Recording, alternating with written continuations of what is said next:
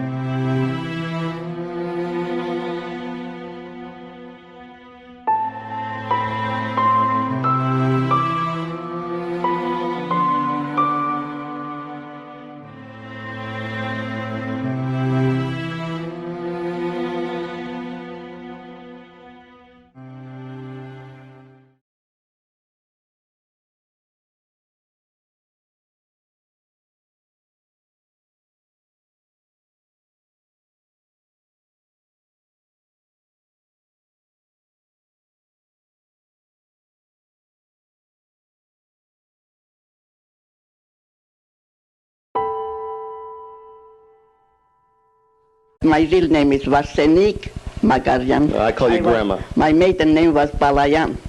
You're going to tell me about Marsavan? Yes. Now This is where you grew up? Yes, that's where my birthplace is, Marsavan. So my father's name was Hampartum, that means resurrection, Hampartum Balayan. He was very successful merchant, and he had 5 branches in Yozgat, Çorum, Marsavan, of course, Samsun, Istanbul, or what kind of Constantinople. And wool, he was a producer of wool, virgin wool, and my grandfather, Kevork Elbekyan, produced silk. He had a silkworm field. So they were both very successful. So and there was lots of money, and lots there was a big mansion. Mansion with swimming pool, acres and acres, property, vineyards, fruits, plenty of everything. He was really one of the top successful merchants in Marsavan. Yeah. So, but unfortunately, the 1915, it came to an end, let's put it that way. They always put me in boarding school, and they moved to Samsun, and he was... Samsun is in Turkey. Samsun in our seashore. That's about, with the horse wagon, it takes about 3 hours, So 3 days. How did you flee the Turks? We escaped from Turkish because money. There was American missionary in Marsavan. We had Anatolia College, hospital, and theocratic school, and my father lent money all the time before the massacres. He never knew that that help will come handy to him, so and save at the end our family. Yeah. Because Dr. Martin was the doctor, specialist of the head doctor of the hospital, American hospital. So when they knew that there is some trouble coming over Armenians, massacres coming. They helped your father. And he said, Dr. Martin said, I will operate on you and save your family because the things are looking very bad for Armenians. So, and he said, he also, they were Christians, of course, missionary. He said, temporary, use a Turkish name. Put your little girl, I was 10 years old, put in a Turkish costume, so they won't know that you are. She's Armenian. What was the Turkish name? Turkish name. My name was Vasviye, and my I don't want even to mention my Turkish names because it was only for a short time until British government sent soldiers, and right away we had our freedom for a short while, and this is how we escaped from Moscow. British government helped. British came over. What year was that? That was 1915. But then we came to Samson. I was still in American school, boarding school. Then the Turks got him. He was rich man. They wanted money. They dipped him in the ocean, beat him very badly, and he really got sick. While I was going to play the piano recital, after my piano recital, I got the bad news that my father was dead.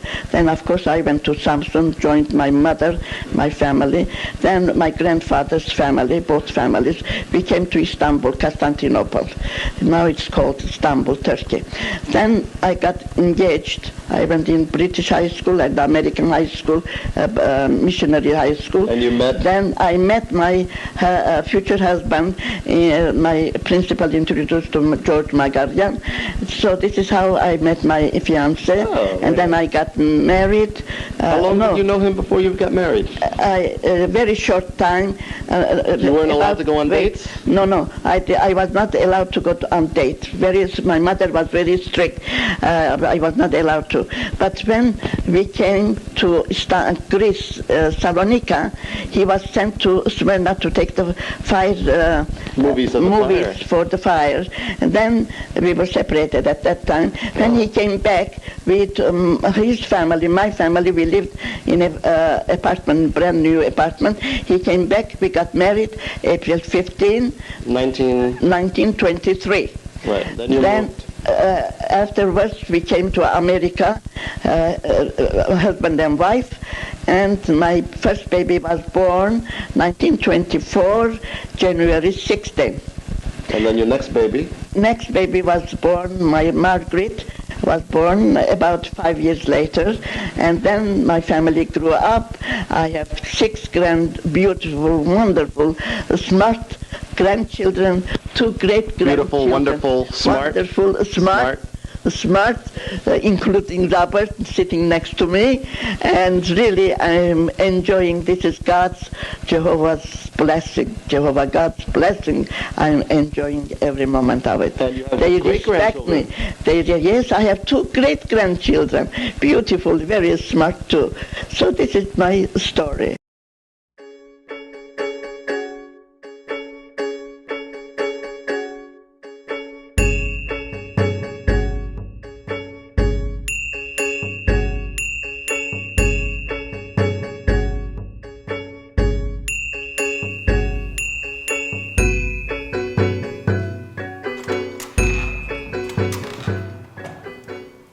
So hi Robert. Oh, hi Despina. Thank you for joining us today on our Modern Odyssey program. My pleasure. Can you please tell us more about the significance of this place? We're standing in front of 600 West 189th Street in New York City. This apartment building is where my grandparents lived after their first apartment building in New York for a total of 40 years. No, 60 years, 60 years. And I used to come here as a kid. Please tell us more about your relationship with your grandparents, the memories you have. Sadly, I did not meet my grandfather, but my grandmother told me many stories, and my mother also.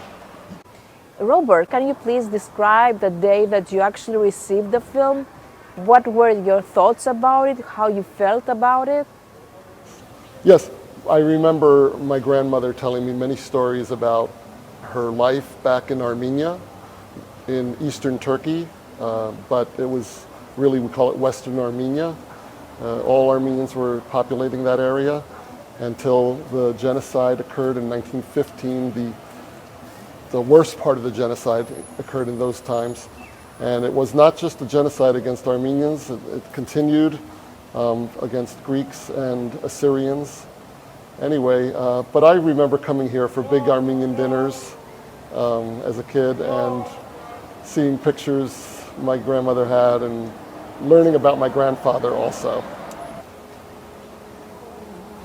My grandmother, I was visiting my grandmother with my mother one day, and I had just moved from New York to California, Hollywood. And she thought, I guess, that it was time to pass on a very important movie that she had in her closet, wrapped in a towel. 35 millimeter film that my grandfather produced, showing the burning of Smyrna and the resulting humanitarian crisis, orphan crisis that happened with thousands and thousands of children and women remaining. And all those people, all those orphans and all those mothers, they didn't just happen to come. They were forced into that situation. And, yeah.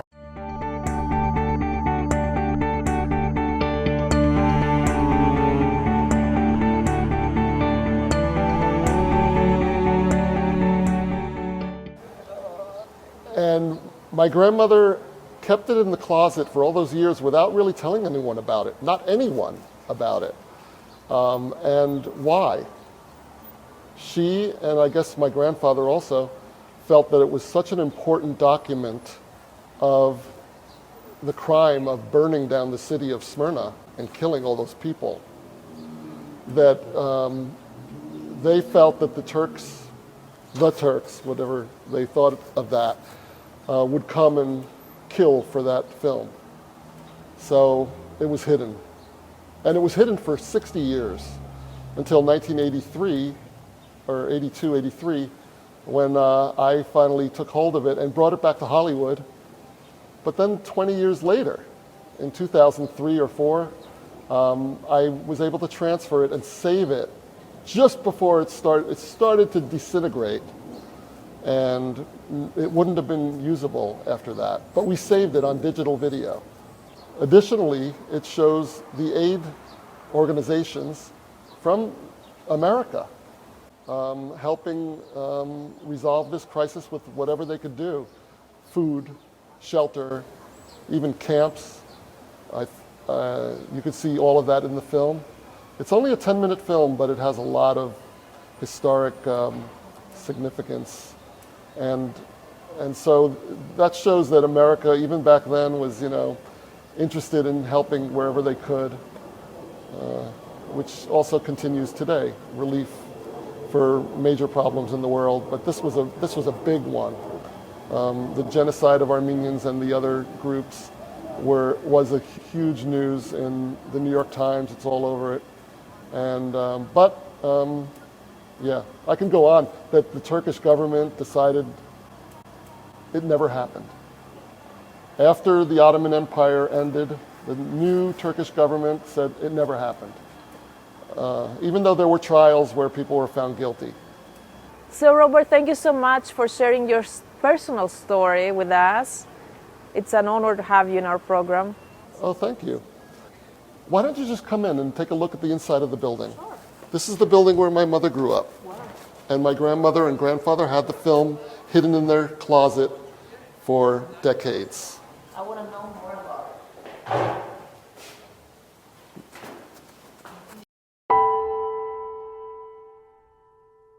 Μαρία Σιδηροπούλου, του Ιωάννη και της Χρυσάνθης. Την έλεγα τη μάνα μου Παντελοπούλου. Του πατέρα μου λεγόταν Σιδηροπούλος.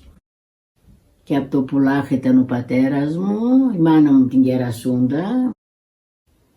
Τράβηξαν πάρα πολλά για να έρθουν στη Μακεδονία και εμείς τραβήξαμε πάρα πολλά από τους Βουλγάρους. Τώρα δόξα τω Θεώ είμαστε στην Αθήνα και όλα καλά. Έχω 4 παιδεία που λένε πόντι, 4 κοτσίδια, κορίτσια, 10 εγγόνια και 22 δυσέγγωνα. Θέλω να μου πεις τι το τραγούδι.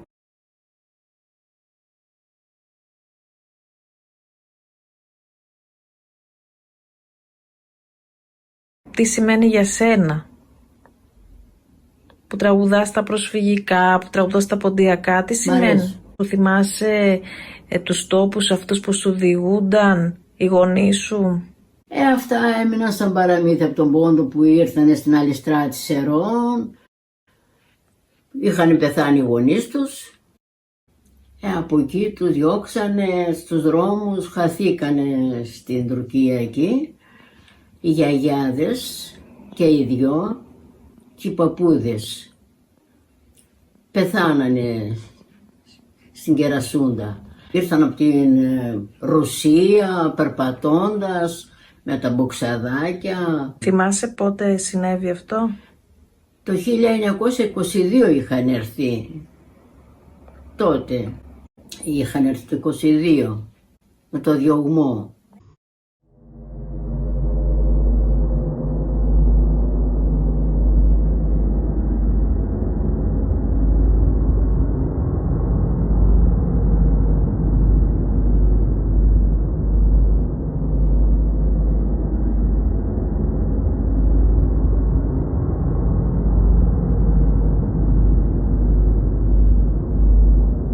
Είχανε κτήματα, πώς ήταν η ζωή τους? Είχανε σπίτια καλά βέβαια, ζούσανε καλά στην Κερασούντα τότε, πριν να γίνει ας πούμε πόλεμος.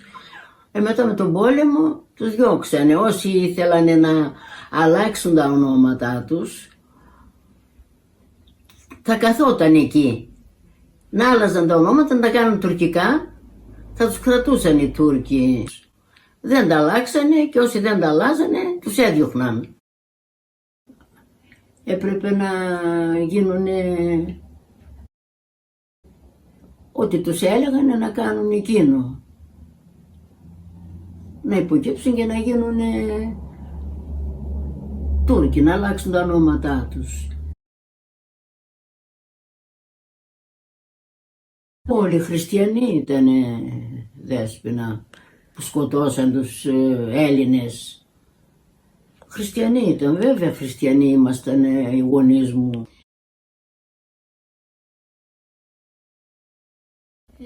Έκαεν το κοτζαμπάσιν και πέμναν τα ντουβαρά γιαριαραμάν και πέμναν τα ντουβαρά γιαριαραμάν και νερούξαν σο γουρουτάρεμαν και νολούς τα παλικάρια γιαριαραμάν και νερούξαν σο γουρουτάρεμαν και νολούς τα παλικάρια γιαριαραμάν.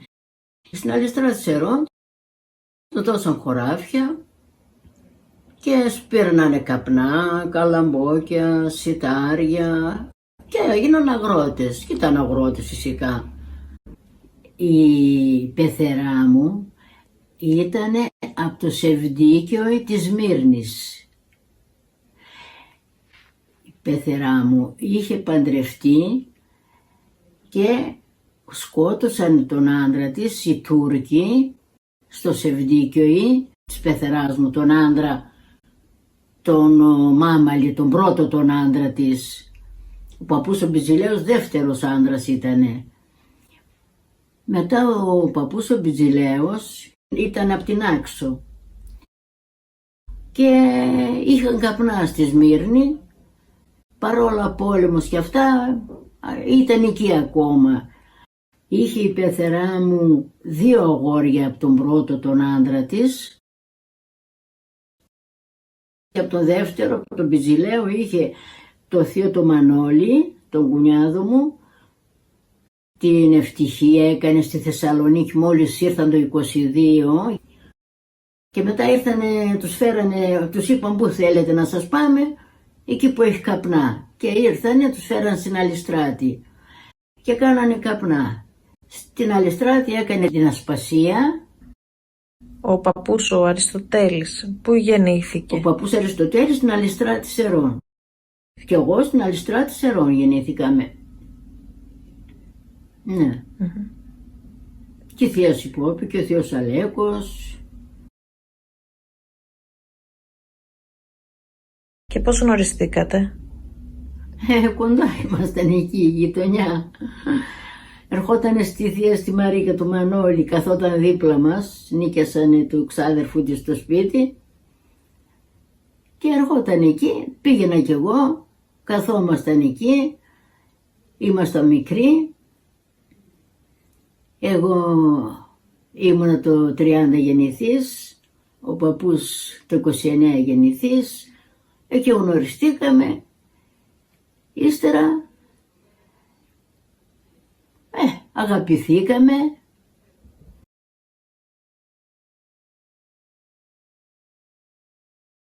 Και κάναμε έναν ωραίο γάμο και έκαναμε και 4 παιδιά, 4 κορίτσια. Μετά ήρθαμε εδώ στην Αθήνα, εγώ με τον παππού, τον άντρα μου, τον Αρίστο. Από το 59 ήμασταν στο Εγάλεο ως το 65. Από το 65 φύγαμε από το Εγάλεο, ήρθαμε στον Άγιο Στέφανο. Έκαναμε δικό μας μαγαζί. Τι μαγαζί? Ταβέρνα, εστιατόριο. Και ονομάστηκε Κέντρο η Μακεδονία, Μπιτζηλαίου Μαρία. Εκεί περάσαμε καλά, είχαμε δουλειά, πάρα πολύ ωραία και γάμους κάναμε και βαφτίσια κάναμε, απ' όλα κάναμε. Και κόσμο πολύ είχαμε και δουλειά είχαμε. Ζούσαμε καλά.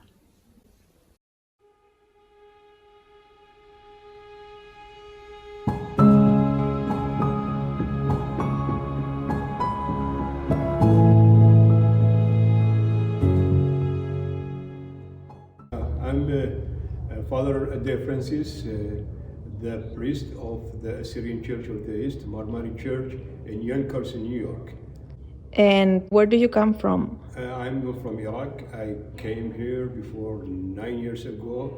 Since 2013, I'm serving here and until now.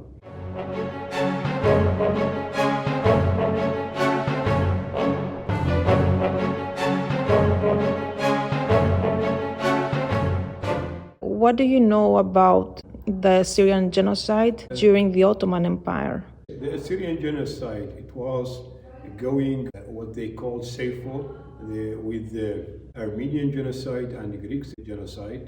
And that was happened in 1914 after the Ottoman Empire, they lose the war with the other countries. They were Christian. They felt the other Christian in their country, they helped their enemy against them. That's why they destroyed them and they killed them. And many people, they were killed at that time, Armenian people and Greece and Syrian people, around 750,000 Assyrian, they were killed in Hakkari, Diyarbakir, Sirte, and in Antalya, southwest of Turkey. It was the center of Assyrian nation, or Assyrian people. And why did this happen? The Ottoman Empire, when they lose the war, they want to take their rights from the Christian, and the Christian in their country, they were weak. That's why they killed them and they destroyed everyone. If they don't go to convert it, they will be killed. Did they feel pressure to convert to become Muslim? Yes, they force many people to convert to be a Muslim, and especially in north of Turkey, the many cities now, I know it is like Sivas, Yozgat, Caesarea, most of them they were Armenian, and the Ottoman Empire forced them to convert it or they killed them. Many people, they converted because of fear of death. Were they also forced to change the names? Yes, many of them, they changed their names, but they're like a tradition with continuity. Now, many people, when they introduce themselves, because I was living in Turkey, in Yozgat exactly, I wasn't from 2010 to 2012. Yozgat, it was the city of Armenian people, and they have the big church there. Now they call the Büyük Cami. It's a big mosque, big church. You can see it on the outside. They added the menorah, the tower. They changed it to the mosque. And many of them, they are converted. They said our fathers or our grandfathers, it was Armenian, and he became Muslim because of what happened in 1914. So they became crypto-Christian? Yes.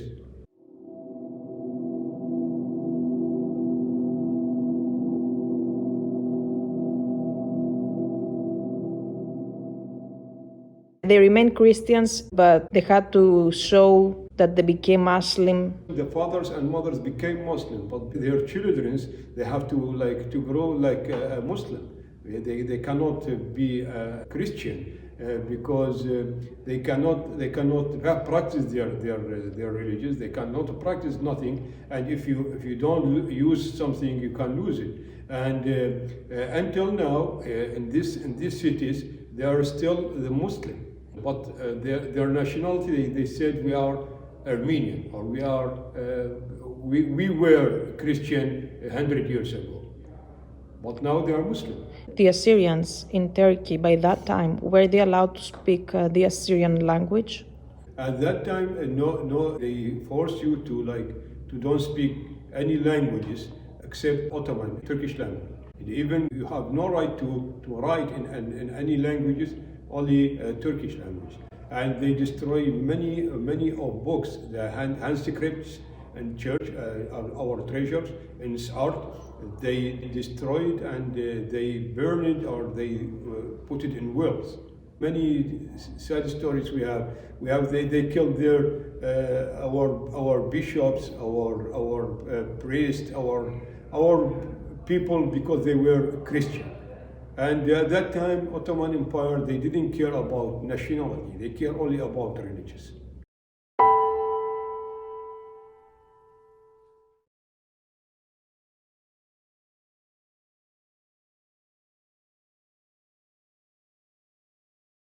My family was Cryptos Christianos, but I learned this story 40 years old, when I was 40 years old, 10 years before.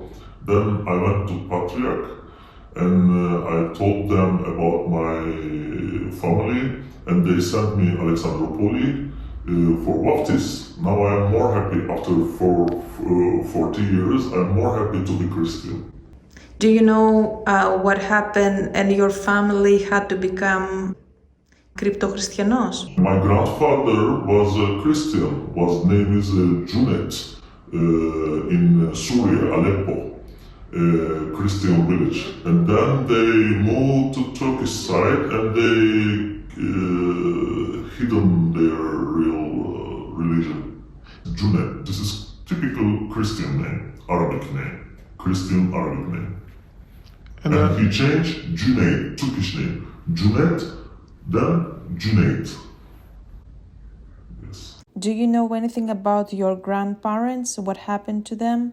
No, nobody, when I was child, nobody told me something. I learned from my father everything. Were they afraid to talk about these things? I think, maybe afraid. And do you know when they went to Turkey from Syria? What years? 1910. Yes. So it was by the end of the fall of the Ottoman Empire? Yes. Some years. During the war. In 1920s around, they moved to Turkey. Yes. Was it the time of the Asia Minor Catastrophe? Yes. It was bad times for Turkey. Your background is from where? Antioquia. My father's side, life like a Christian life. My mother's side Turkish, my father's side I believe that Orthodox. I'm feeling like a Greek, but my family is Syrian Orthodox. My family was happy because we went together to church and they were crying, they were smiling. Was a good experience for them too, 40 years later. So you all converted to Christian Orthodox? Yes. And you live in Istanbul? Yeah. Constantinople? Yeah. Also, Tora, Matematika, Milaonika, and Odyssey. I'm very happy I meet here with Greek friends. I'm feeling like a Greek. And we are together our exhibition. This is great. So is this like a Greek-Turkish friendship exhibition? Yes, very, very good.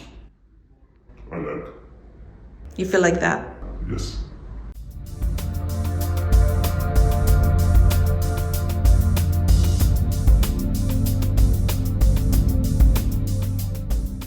After the persecution, those who survived, where did they go? Yes, after the persecution, many of the people there survived. Some of them, they went to the south of Turkey, which is Iraq, Iran, Syria, Jordan, Lebanon, in this area. And some of them, they went to Russia. And after the Russian revolutions, it was at Lenin time, they were under persecution another time. They flew from Russia and they went to Iran. Many of them, they came to Iran. But now we have Assyrian people living in Russia, Ukraine, Azerbaijan, Georgia. Also, majority of our people, they were living in north of Iraq, and Urmi, and what they call it in Syria, they call it Khabur River. We had around 35 villages there. And how was it there? Did they allow them to exercise their religious beliefs? That's what's happened after 1914. Somehow they were insane, but when they were live in Muslim country, they wasn't practicing their religious in a freedom way, but sometimes they were under persecuted. Most times we in our like an Assyrian, we got persecuted from 1933 after 1918 until now. Every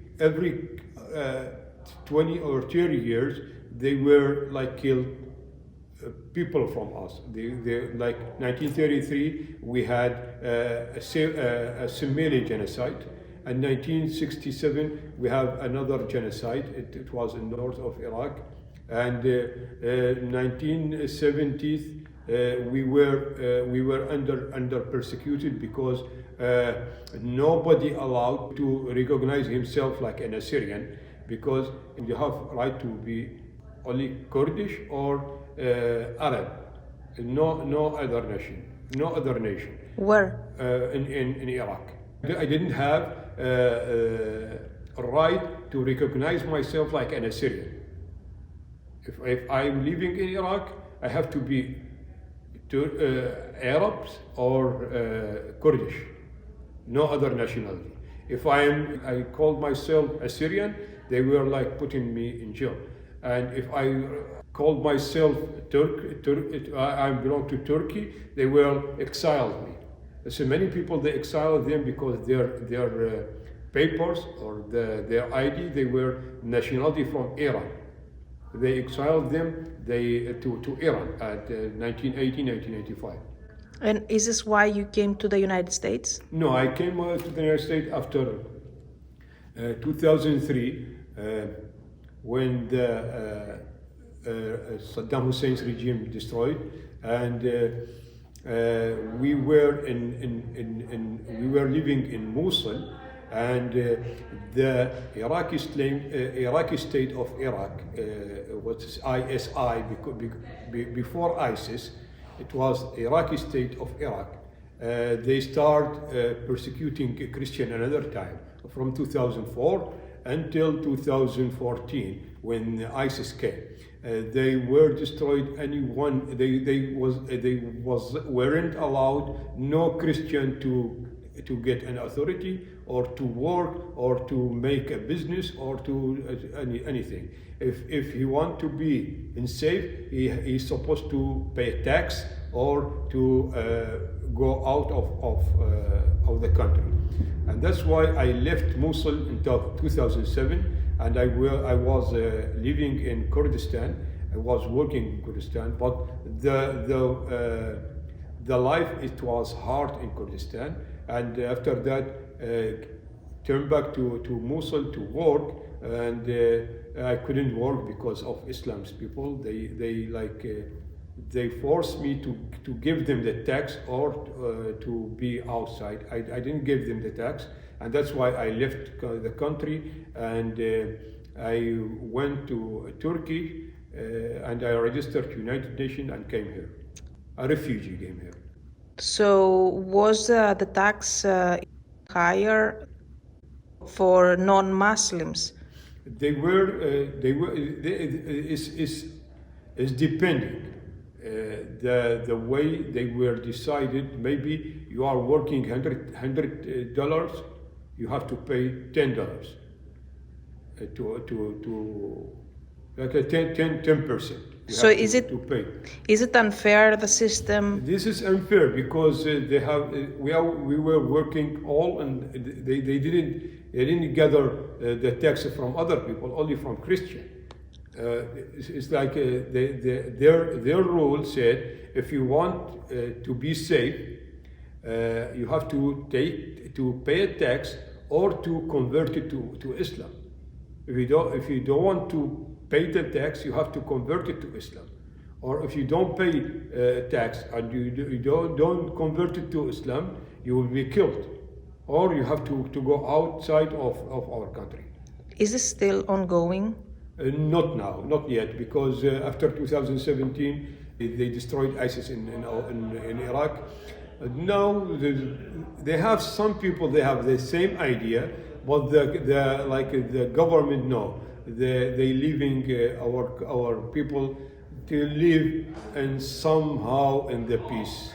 It's not peaceful 100%, but we are better than 10 years or better than 70 years ago.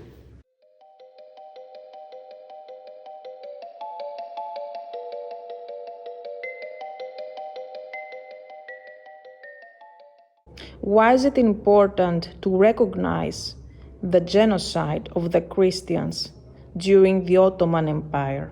We have to recognize the genocide at Ottoman Empire because we feel nobody speak about us until now, and we have the right to declare to other peoples we were in that countries, and we had a rights in some times.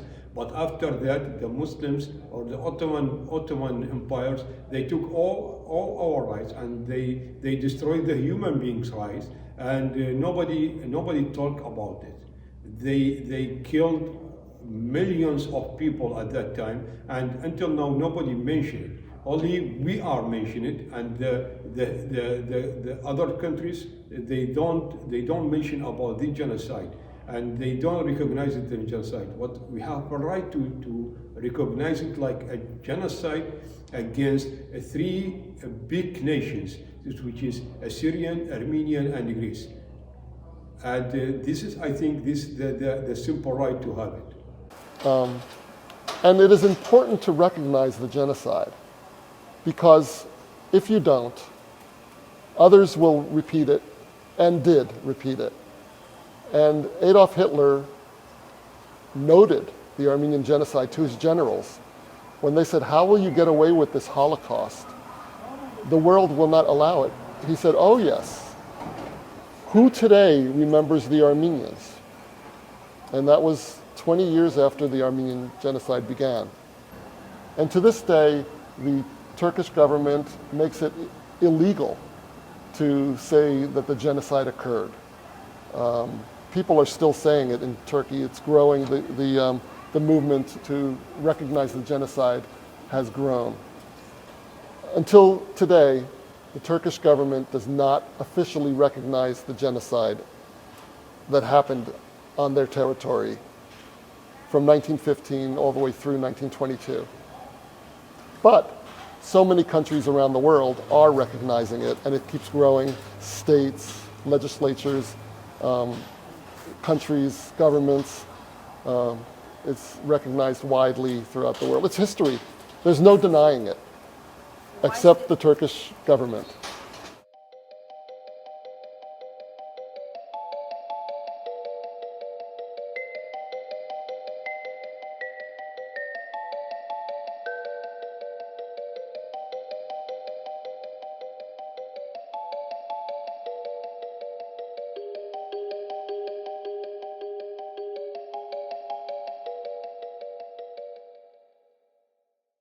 Do you think that more Christians were killed over the last 100 years than before? Yes, from 100 years until now, we lose more than 1,000,000 to 250,000 people. Assyrian people, not Christian. If you gather Christians, it will be more than 3 million, 4 million people from from Ottoman genocide until now. We lost more than 3 million people. From Christianity separate, we have a lot of Christian. They gave themselves because of their Christianity, but in 100 years it was most like the majority of people they killed there, because our Assyrian people they were persecuted in 1849 from Turkish and Kurdish in north of Iraq, south of Turkey. They were killed about 100,000 people at that time, and nobody mentioned about it. Nobody mentioned about it. But when it's happened, it was a majority of Christians killed in 1914 at Seyfo time.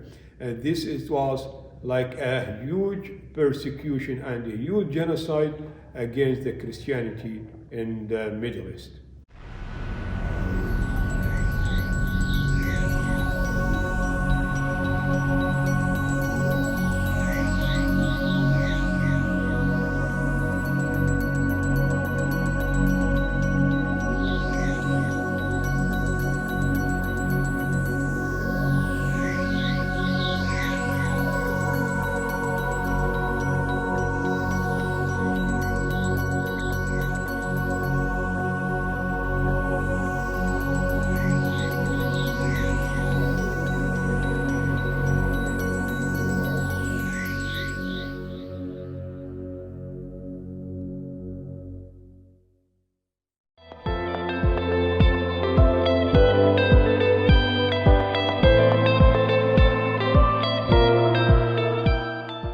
Thinking now the history, do you feel that there is a connection between the Greeks, the Armenians, and the Assyrians? You know, my mother lived in this building as a schoolgirl, and she would go to school and people would always say, "What are you?" Like they would say to everyone. She'd say, "Armenian," and they say, "What's that?" And so she would say, "Well, it's like Greek." Everyone knew what Greek was, especially in this neighborhood. Greeks and Armenians were living together here in this part of New York City for decades. And so they understood then the Armenians were related to Greeks and Greeks were related to Armenians. I mean, we have a shared history. So where do most Assyrians live in the United States? In the United States, the most Assyrians live now in Chicago. We have almost over 100,000 people, and it's like something make interesting. Like Assyrian, Armenian, and Greek, they are living together.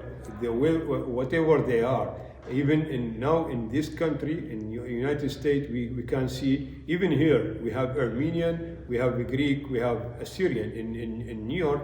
And also in Detroit, in Chicago, in LA, California. We have a lot of like every communities from Assyrian, they are neighbors with Greek and Armenian, and this I think because they were living together and they want to stay together forever.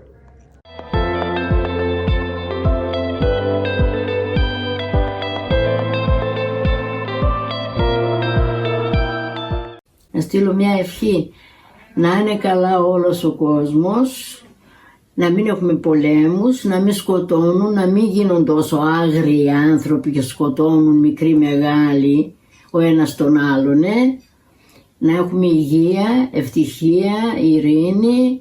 Do you want to make a wish? A wish? Now I wish to everyone to live in peace, especially now in the Middle East. We need to pray for our people to be safe, and the war between Russia and Ukraine to get to the end, because it doesn't matter what happens now. It's not about nothing. It's only about authority, and we ask our God, our Almighty God, to end these situations and to be all countries in safe.